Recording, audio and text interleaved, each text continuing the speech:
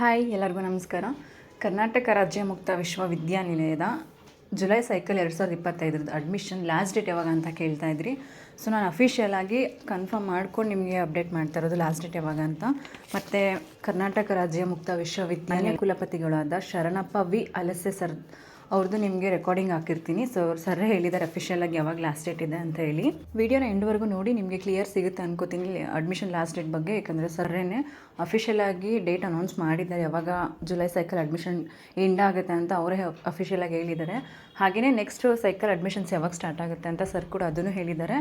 So ನೀವು ಒಂದ್ಸಲ ವಿಡಿಯೋನ ಕಂಪ್ಲೀಟಾಗಿ ಎಂಡ್ವರೆಗೂ ನೋಡಿದ್ರೆ ನಿಮ್ಗೆ ಎಲ್ಲ ಡೌಟು ಕ್ಲಿಯರ್ ಆಗುತ್ತೆ.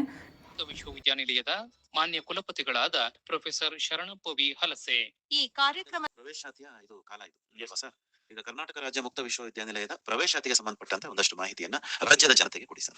ಕರ್ನಾಟಕ ರಾಜ್ಯ ಮುಕ್ತ ವಿಶ್ವವಿದ್ಯಾಲಯದಲ್ಲಿ ಈಗ ಜುಲೈ ಸೈಕಲ್ ಅಡ್ಮಿಷನ್ ಅನ್ನು ಪ್ರಾರಂಭವಾಗಿದೆ. ಯಾವತ್ತಿಂದ ಆರಂಭ ಆಗಿದೆ? ಜುಲೈ 1ರಿಂದ ನಾವು ಸೆಪ್ಟೆಂಬರ್ 15ರವರೆಗೆ ನಾವು ಅಡ್ಮಿಷನ್ ಅನ್ನ ಓಪನ್ ಇಟ್ಕೊಂಡು ಅಡ್ಮಿಷನ್ ಅನ್ನು ಮಾಡ್ತೇವೆ. ಈಗಾಗಲೇ ನಮ್ಗೆ 5,000 ವಿದ್ಯಾರ್ಥಿಗಳು ಅಡ್ಮಿಷನ್ ಮಾಡ್ಕೊಂಡಿದ್ದಾರೆ. ಇನ್ನ 9,000 ವಿದ್ಯಾರ್ಥಿಗಳನ್ನು ಆರ್ಥಿಗಳಿಗೆ ಯಾರು ಇಂಟ್ರೆಸ್ಟೆಡ್ ಆದರೆ ನಮ್ಮ ವಿಶ್ವವಿದ್ಯಾಲಯದಲ್ಲಿ ಡ್ಯುಯಲ್ ಡಿಗ್ರಿ ಪ್ರೋಗ್ರಾಮ್ ಆಗಿ ನಮ್ಮ ವಿಶ್ವವಿದ್ಯಾಲಯದಲ್ಲಿ 10 ಪ್ರೋಗ್ರಾಮ್ಗಳನ್ನ ಆನ್ಲೈನ್ ಪ್ರವೇಶಾತಿ ಎಲ್ಲಿವರೆಗೂ ಇದೆ ಸರ್? ರಾಜ್ಯ ಮುಕ್ತ ವಿಶ್ವವಿದ್ಯಾಲಯ ಈಗ ಜುಲೈ ಸೈಕಲ್ ಅಡ್ಮಿಷನ್ ಅನ್ನ ಪ್ರಾರಂಭ ಮಾಡಿದೆ.